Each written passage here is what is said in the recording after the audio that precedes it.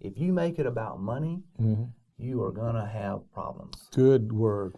Good word. And that is a very difficult challenge. Yeah. Because there's just dynamics that will come up. That's Money right. is the necessary evil. Yeah. And families just don't understand how when you put money in front of your family, it is going to Yeah, be I can see that. a problem.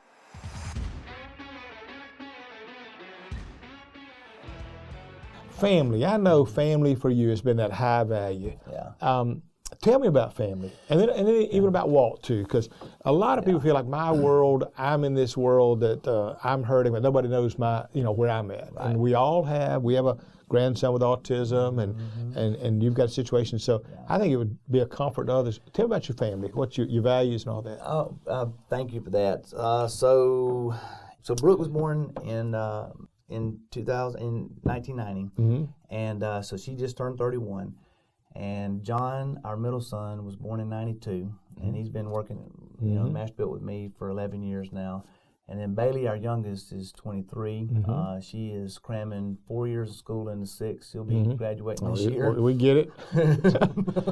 But she is graduating. That's all right. Yeah. That's right. Some people graduated magna cum laude, summa cum laude. Some graduated o laude. Yeah. That was me. I told Bailey, I was like, sweetie, I'm the only person in this family that can be on probation, not you. She was on academic probation her first year of school. So, but she is now coming into her own with her, schooling. She's going to be a school teacher like her mama was. How about that? Brooke was a school teacher now for 8 years. I can say this now because she is officially retired.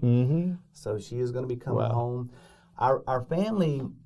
We mentioned earlier, we wanted our house to be the place that all of our kids, friends come over to. We tried to do as much with our family as possible. I learned a lesson from my mom and dad, like when you have kids, don't change, your routine like a lot of people just, their life stops and they don't do the same thing. Take them to the softball game. Take them wherever you're going to go as much as possible. Tanya and I were big movie buffs, so we take Brooke, when she was 6 months old or 6 weeks old, probably to the movies. Yeah, you didn't stop. You weren't one of those parents that put these, baby on board, slap all these bumper stickers, stay away 10 feet, and the kid can't get out for the next 3 years or won't put them in the nursery. You literally packed your kids up, and wherever you traveled, they just went with you just like your clothes on your back. Yeah. Camping was pretty big for us, and four-wheeling was big for us. So we would take our kids, four-wheeling and camping. And when Bailey was 3, right, I would sit her, and this is probably not smart for people out there that want to be, safety conscious. Right. I sit her on the gas tank in my four-wheeler, and we rode in the North Georgia mountains for like a couple of days, and it was freezing cold. Wow. She spent 7 days in the hospital with pneumonia from that trip. Sorry, sweetie. There are some extremes, that's true. There are some extremes. Well, I remember that we watched you, and when our youngest son had children, Debbie had actually told him, said, listen, John and Tanya took their kids and said, we're not going to let them, you're not going to board up the house and shut down and not go out. Yeah. Take your kids where you go. Yeah. I don't know if that's good advice or not now, because every week they're going somewhere. We don't get to see them as much because they're somewhere, but they got kids. They got kids, and I they're love taking their kids. Yeah, you see the foursome. It's that group, wherever they go. Tanya wanted 5 kids and then 4 kids. Well, we had Brooke and Bailey, or Brooke and John, and I was done. 2 was it. And so we go 6 years before we had Bailey, and Tanya had me on every prayer list in Cascade Hills, and everybody's like praying for me to change my mind. We did, and 6 years after John, we have Bailey, which was awesome. What a blessing! And then she wanted to have the 4th, and ended up having to have a partial hysterectomy, so she couldn't. So that was God's way of taking that off of my list of having to worry about having the 4th kid. So, how do you thank God for having your wife have a medical condition? I know. Not have the 4th baby, but I know. But our kids have been everything to us, and we still try to do as much as we can with them. John just had a big low country boil at his house over the weekend. And then, next phase of our life, obviously, and our kids' life, is to have some kids. So Brooke has Whit. Yes. Yeah, and Brian, her husband, get him in there. He's in heating their business, climate control, great Columbus, guy. Phenomenal company. He sure is a good guy. Yeah. So Whit comes along, adds that joy to us like all grandkids do. And then Brooke is pregnant again. And we're actually at our hunting land, and Brooke's like, I think I need to go to the hospital. So she does. Well, I get a call because I stay at our hunting camp and camper, and Tanya goes home and then ends up going to the hospital and get the phone call that Brooke has had some complications with little Walt being born. Walt is now 1.5 years. When he was born, Brother Bill, he was not breathing and had no heartbeat. So when he was born, he had no life. Well, they, do all the miraculous things that they do, and they get him to, breathe, get his heart beating. But during that traumatic event, he suffered pretty severe brain injury. And we don't know what that means. But I can tell you, you wish you could be in that position instead of your daughter having to be in that position, and you certainly, wish Walt wasn't going to have to go through that.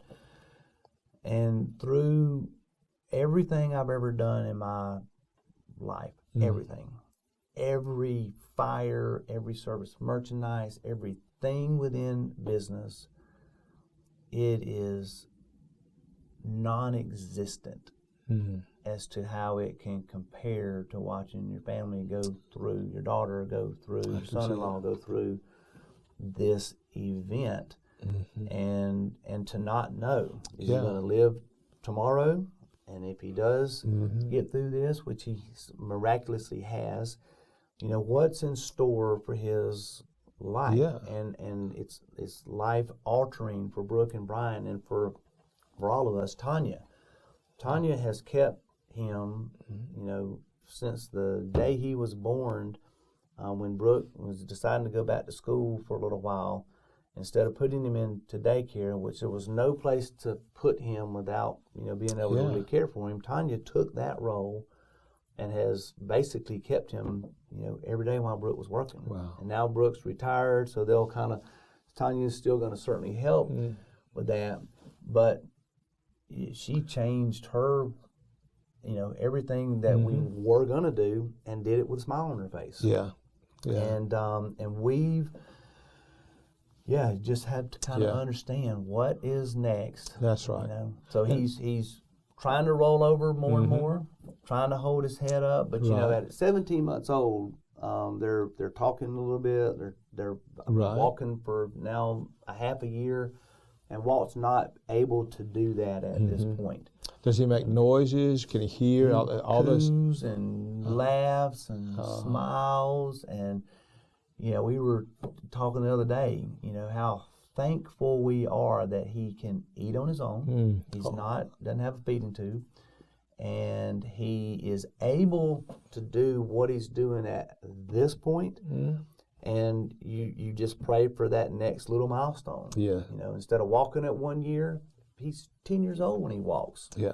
As long as we can see that progression, that's kind of our prayer. But that's been a whole new journey for y'all to have. That would be a journey. And that's the thing, it's easy to look and say, man, they went from nothing to all this, and they're doing so well, and they got things, and they've got family, and they got health. And people don't realize that you also have real life and real issues and journeys like that that you never anticipated, you weren't prepared for. It got you by surprise. But because of your love as a family for one another, and your love for God and your faith, you were able to embrace that and move through it. And a lot of people, that's where it all comes apart. That's right. I mean, our 3 kids, as awesome as they are, not perfect. No. And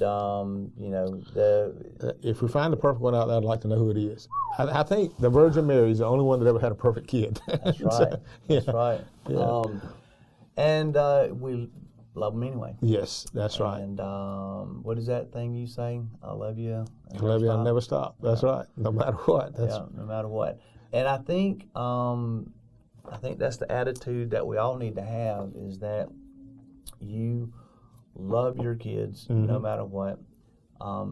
This is something that we're both having to really kind of come to terms with, is they're not us. Yeah. They are their own individual beings. Yep. And if, it's like the dad that wants his kid, or a mom that wants her daughter to play softball or baseball or football. And they're doing it for themselves. Yeah, that's right. Because they may have done it. Yep.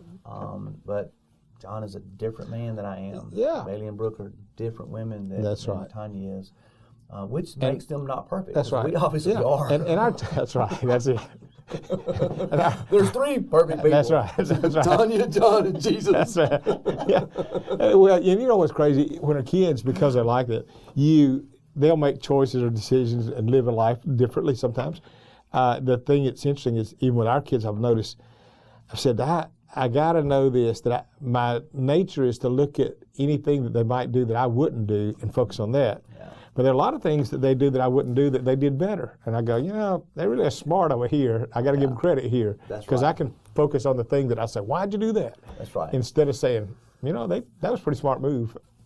I went to, I don't even remember where Smucker's jelly is made, somewhere up north. Yeah. And I was intrigued by this tour of this facility, because they were obviously over 100 years old, and they had co-presidents that were still Smuckers, and the company had not been within the Smuckers family for some 40 years, but a Smuckers was still running the business. So I asked the guy, his name was Ted, Ted Smucker, I think his name. And I said, so how do you do it with how you do things? He said, you got to be equally yoked. I said, so you need to be Christians? He said, no. But if one of you's a Christian, you both better be. Wow. But if one of you's not, he said, you got to share the same value, even if they're bad values. This was his advice. He's like, even if they're bad values, you both will go down the same path. He's right. Now, obviously, for us, Don and I had the same values. That's right. Same Christian values. My mom, taught us that. My dad believed that and taught us that. And as we grew the company, the larger we got, Don and I were aligned on those things. And we never had a power struggle. We also, this is advice I can give anybody in the family business. If you make it about money, you are going to have problems. Good word. Good word. And that is a very difficult challenge. Yeah. Because there's just dynamics that will come up. Money is the necessary evil. Yeah. And families just don't understand how, when you put money in front of your family, it is going to be I can see that. a problem. But you got to balance that to where it's not fair, it's not right, but you're going to be faced with decisions sometimes, and you got to be careful. Yeah, I can see that. And that's the thing. A lot of family businesses do very well. The Mars Company and all of those, they do very well. Yeah. But if you listen to them or read their stories, they'll talk about that we had to decide. Not all their family got together. Okay, I had one time as a guest here, Adolf Coors, who was the heir to the Coors Beer Company. Oh. And he was worth a fortune and known all over the world. And here he is, the CEO of the Coors Beer Company. And what's interesting, he didn't even drink beer. but his family. He probably didn't drink Coors. No. Maybe not. I'll tell you what was hilarious. He was telling me, I came in, I got it all, I inherited, and he says, and I had all my family, like 40 family members. So he lets go of about 20 family members. He said they just weren't working, they were just hanging around. So he lets go of them, thinking it's going to help the company. He said, well, the company's doing good, but the family now, he's got a problem. He said, you know what my biggest mistake was? Is what he said, it wasn't that I let him go, but I let him go about a week before Thanksgiving. and we were going to be together on Thanksgiving and Christmas. He said, now you got to go be with 20 other family members you just fired, and we got to cut a turkey. Yeah. When you know you got a successful business is when you have your family business and you still get together for Thanksgiving. Yeah. Because when a family member doesn't show up for Thanksgiving dinner within the family business, you know there's some dissension that's right. there. There's and a it's problem. not because of their schedule. Have you seen the movie Descendants with George Clooney? If you're in a family business or family dynamics, watch that movie because the story in it is how, and they had like $1 billion worth of land in Hawaii, and the families were all inherited, and this one guy that was smarter with the money side of it which was George Clooney, was in charge of all of it. And I got some nuggets out of that about how family dynamics work, and you could see the ones that whittled all their money away, and they were desperate to sell it because they wanted just more money. They were not good stewards of the money up until that point. So there was some good nuggets in that movie. Yeah. That's a sweet thing. Now let me ask you this: I know that for you, one of the biggest things, and the thing that really connects us, and I've seen you from the start with it, is your faith. Your faith in God. We talk about Masterbuilt being named that way. And I love what you did. You really did. You tithed off the business. And John, we're the only church that I'm aware of in America that baptizes 7 days a week. I mean, it's crazy. We've been doing that since 2015. Wow. And God's blessed us. But every time somebody's baptized, what Masterbuilt has given has had a part in that. Every time you hear a song, what Masterbuilt's given had a part. It's the thing, whether they're a widow lady with a limited income or somebody who's made a fortune in tithing, that's the part of it. It's not some great personality that did all that. It's everybody together. They wouldn't have a Baptist to be baptized in. They wouldn't have a robe to put on. They wouldn't have the friends around them. And so I had a businessman tell me one time, he said, I came to church, and when I got that attitude, he said, man, I looked around and said, man, I'm making good investments. Right. And that was his thinking. But you've done that. We have. And what's been fun to hear is every single employee at Masterbuilt contributed to that tithe. That's not a John McLemore tithe. That's not a Masterbuilt tithe. I made the decision to do it with my brother Don. Yeah. Masterbuilt wrote the check. But if we had 50 employees when we started and 150. When we continued this process, every single employee that helped us make a profit contributed to that road. Yeah, and I that loved it. Baptism and that whatever. I was in Barrington, Indiana, at a big church one time, and there was a guy that got up and spoke, and he said, now listen, there's a businessman here, and he's going to do something. He said he's going to give his company to God, and he's going to tithe off his business, and he's going to have a Bible study and prayer at his business. And he said, have you ever heard of that? And everybody's like, no. And so the whole place, 3,000 or 4,000 people all applauded him. And I'm thinking, I know somebody's been doing that for years. You've been doing it for the longest. And even, here's another thing that I want to get on record that you did. When God blessed you, and even the investors came in and they bought that portion, out of that, you got a large sum. The two things you did that just made me, I loved you already, but boy, that just did it. One was, and the second one was that one, but the first thing was you tithed off that. I mean, we met at a restaurant, and can I tell you this, John, this needs to be said to everybody in America that in a church. I have people sometimes that if they want to give $200, they want to call, they want to see the senior pastor. I want to give this $200. You were given a massive amount, that just a tithe, and I had to track you down to thank you, because it was like, no, that's just what I do, And I showed you showed your heart there, and I'm so grateful. And that was one of the hugest blessings, and it was an answer to prayer. What was crazy was we had saved for 9 years to pay off all the debts, and we had just the amount of money almost to go to pay it off. In fact, we actually were there. We were going to pay it the next month. And Brent, I didn't know this, but Brent had been fasting and praying every Tuesday for 2 years prior. And he says, Dad, I've been praying that when we write that big check and pay off the debt, that it would come back in so we could still meet needs. And of all things, we paid off that debt like on a Monday, and then like the next Monday, I'm sitting at lunch with you, And that went right back. And God just kept, and the church has grown continually. The second thing you did with that moment, too, that was big to me, was you brought in your employees and generously bonused them. I mean, it wasn't like, okay, we got, I sold this, because they were going to get their job and income and insurance anyway. What you did, you didn't have to do. A lot of people wouldn't have done. You did it. You took care of them and were generous with them. Yeah.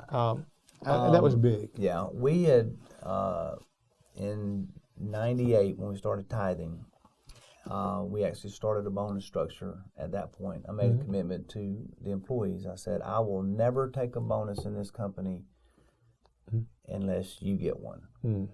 And there's several years that we would give a bonus and Don and I wouldn't take one. Yeah. and we were, leading up to the point of, getting to where we were going to sell.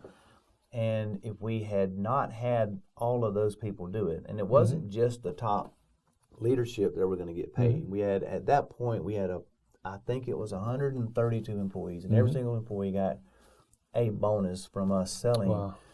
And it was thanking them for what they allowed us to do, because if it hadn't been for them, we couldn't have tithed. We couldn't have taken what Tanya and I were able to take. And, Well, you always took care of your people, John. That was what, this morning, when I was speaking to that leadership breakfast this morning, and I saw you there, and I was talking about take care of your people, you were the illustration in my mind. There's a guy that proved it.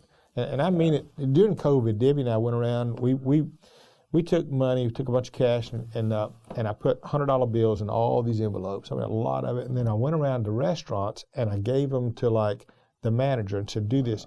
Give this to all the employees. We gave them a mask to wear, and then also $100 a piece, just tip. So I'd say, how many employees you got? Well, we got 20. We'll give them 20 $100 bills. We got 15. We'll give them. But there's one restaurant that we did that it disappointed me, but that none of the employees ever got it. When I gave it to the manager, he took it, and they got the mask, but the money didn't go to them.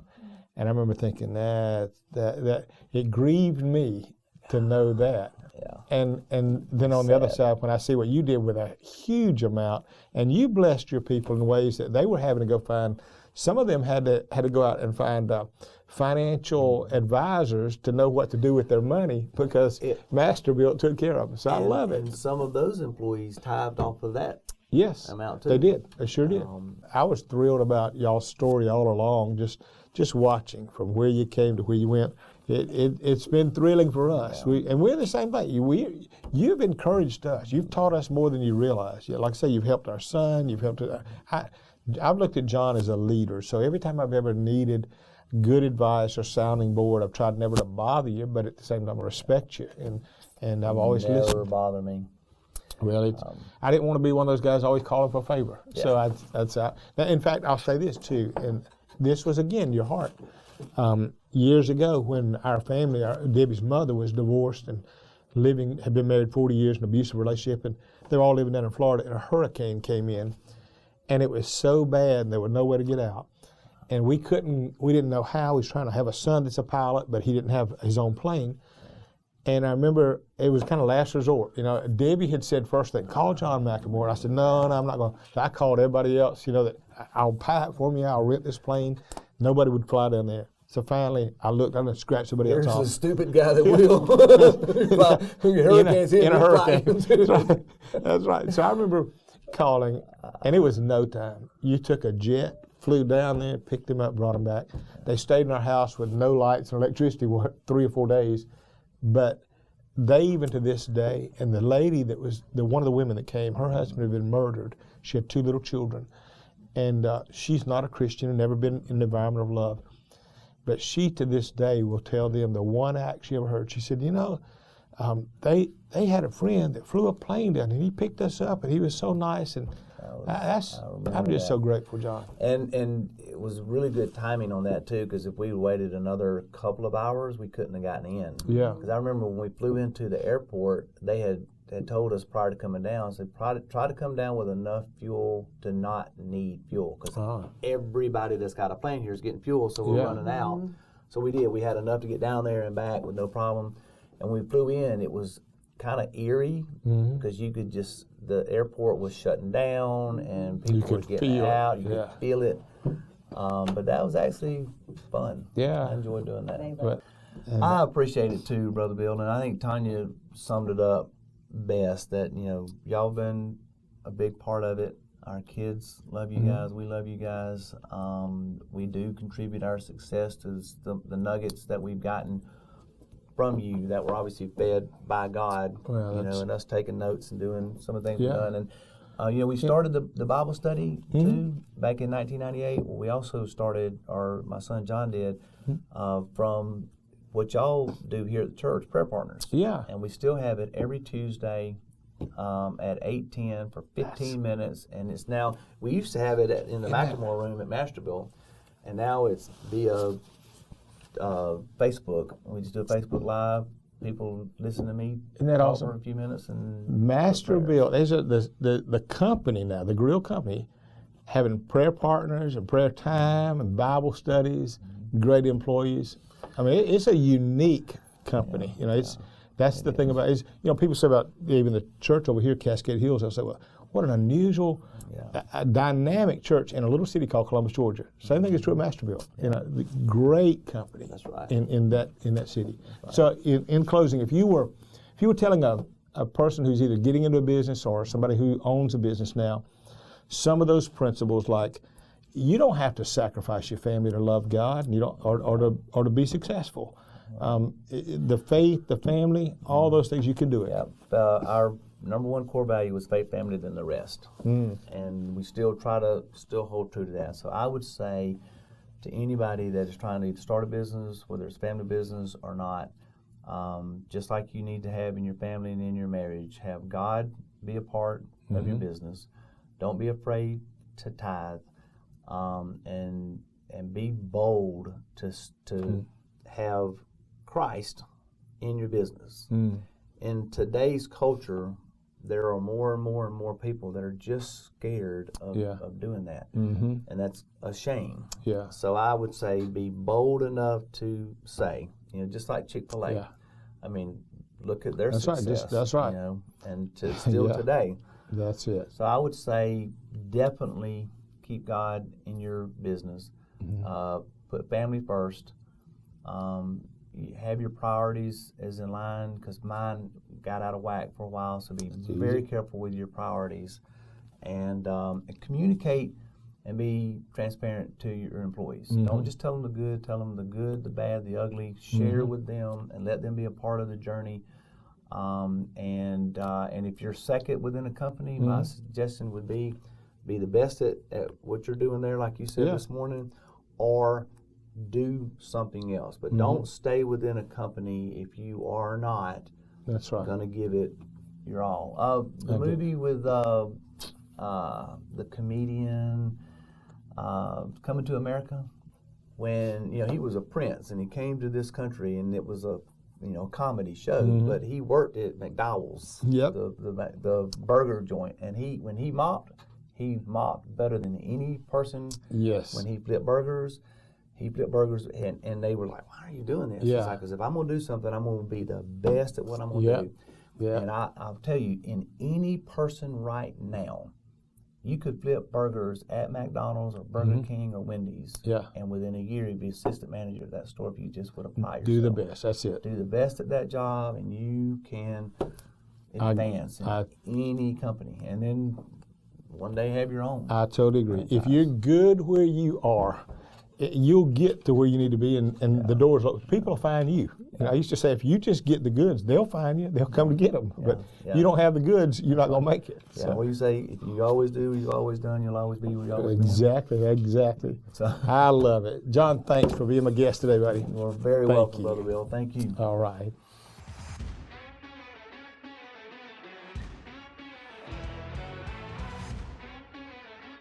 Thank you so much for watching this episode of the BP Leadership Podcast. Now, if you enjoyed this episode and all of our other ones, we need you to do a few things for us. We need you to subscribe to the channel if you have not already. We need you to like these episodes, comment on these episodes, and share them with a friend. We want the world to see the incredible content that Bill Purvis is consistently pushing out right here on this platform, BP Leadership Podcast. So make sure you do that if you haven't subscribed already, whether that's on YouTube or all of our awesome audio platforms that we're listed on, so that everybody can hear this. So make sure you like, you comment, you subscribe, and you share the BP Leadership Podcast.